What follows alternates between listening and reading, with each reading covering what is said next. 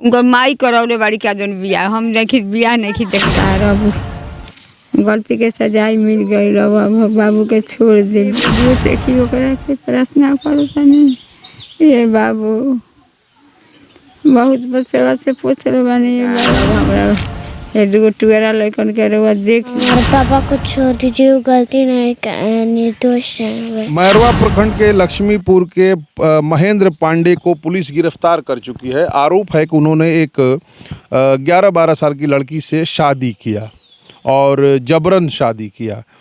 महेंद्र पांडे अभी जेल में हैं और स्क्रीन पर जो वृद्ध महिला दिख रही हैं ये महेंद्र पांडे की मां है और ये जो बच्चा दिख रहा है ये बच्चा महेंद्र पांडे का पुत्र है और महेंद्र पांडे नहायत ही गरीब परिवार से हैं। वही इस घर के अर्निंग मेंबर थे जो अभी जेल में है और ये घर अभी बिल्कुल बेसहारा है। हम जानने की कोशिश करते हैं। क्या नाम है बाबू? हिमांशु पांडे मेरा। हिमांशु पांडे। हाँ। पापा कहाँ है तुम्हारे? जेल में। कौन पकड़ के ले गया है? पुलिस ने। का है? पापा को पुलिस क्यों पकड़ी है मालूम है? अच्छा क्या मांग करोगे? क्या मतलब? हमारे पापा को छोड़ दीजिए गलती नहीं निर्दोष है वे। अच्छा ये बताइए भाई जोन कही जाता कि राउर लड़का बियाह कर छोट लड़की से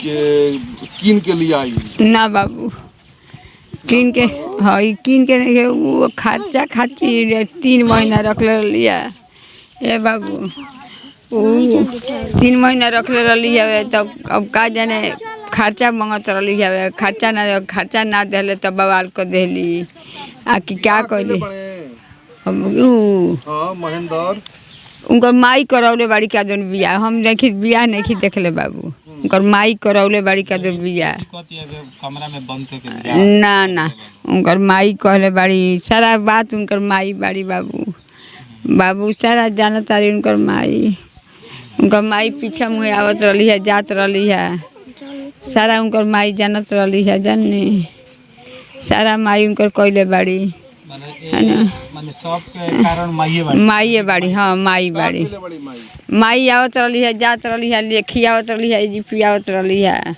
सारा पूरी 3 महीना से माजत धोवत बनावत खियावत कन के रही है ना संदेहो निमन से खुशी से रल से है खियावत पियावत रल से है 8 दिन में का बिगड़ गई कवच के मामला उन्होंने का फंस गई 8 दिन में जेल भेज दिली। 8 दिन में कह तारी जे अब कहली जे ना देव कि क्या करब तो हम जेल भेजे हम तेरा हई करो 8 दिन में सब करा दे लागत रही है हमरा सास के रिश्तेदारी में कह रही है। अच्छा, सास के हाँ काहे आंगन कैली है काहे जेल भेजवा माने जेल भेजवली है जे उनकर ना कहना भइल है का कहना ना मांग करलम कर का कहत मांगे के पैसे कौड़ी न मांगत हुई है जब खर्चा चलावो। अच्छा हाँ उनका दुगो ए जी लड़कन 4 गो लड़कन के 3 गो लड़कन के छोड़ देते रही है नु 3 गो लड़का उनकर ए जी रहत रहे हैं सब वही है साजी खान लिया जाइ हैं फिर लिया के कर दी हैं है नु या उहे करौले बाड़ी मने ना करवी की तो छोट ए बाबू सब है हमारे पैक कर दे रही है घर सब हमारे घर पैक रहल है लोग को मालूम ना चलो ना।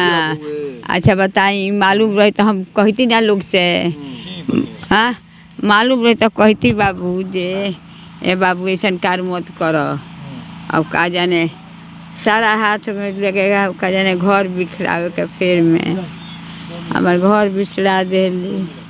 हाँ 3-4 महीना में सब हो गई। ए बाबू ये मांग करे का मांग करे ये सरकार अब हमरा ये दुगो टुएरा लइकन के रउआ देख ली एगो ओकर मेहरारू बेराम पड़ल बिया हमहूँ बेराम पड़ल बानी। ए सरकार अब गलती के सजाई मिल गई अब बाबू के छोड़ दिलू। सरकार खैला बिनु मुँह तारा चौक लैका है मीडिया लो भाई केहू केहू लिया के कुछ कुछ देता था वो खाता रह 8 दिन पर आज रसोई कैलस है तनी भात बनौले ये बाबू ये हाथ जोड़ के प्रार्थना करता नहीं जे और बड़ी सजाई हो गई हमने के भूखे मर जाए भूखे मर जाए हाथ जोड़ के प्रार्थना करता नहीं जे वीडियो देखी ओकरा के प्रार्थना करता नहीं ये बाबू बहुत सेवा से पूछ रहे बानी ये बाबू और फंसा सके के हमें कह दिल बड़ी और छोड़ावत ये कहीं लीजिए छोड़ावत वो छोड़ावत ना तो दोनों जाना के जेल जाए के चाहे ना बाबू लड़का लड़की दोनों हाँ लड़की तो छोट बिया अभी अरे छोट बिया तब वो छोट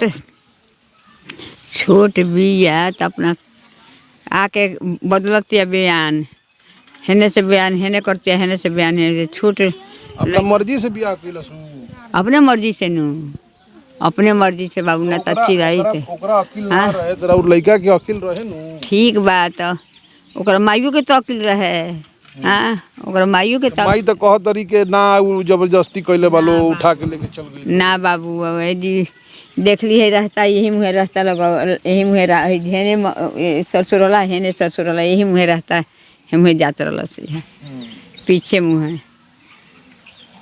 मुँह जाए आगे मुँह ना आए जे केहू देखी ठीक बा।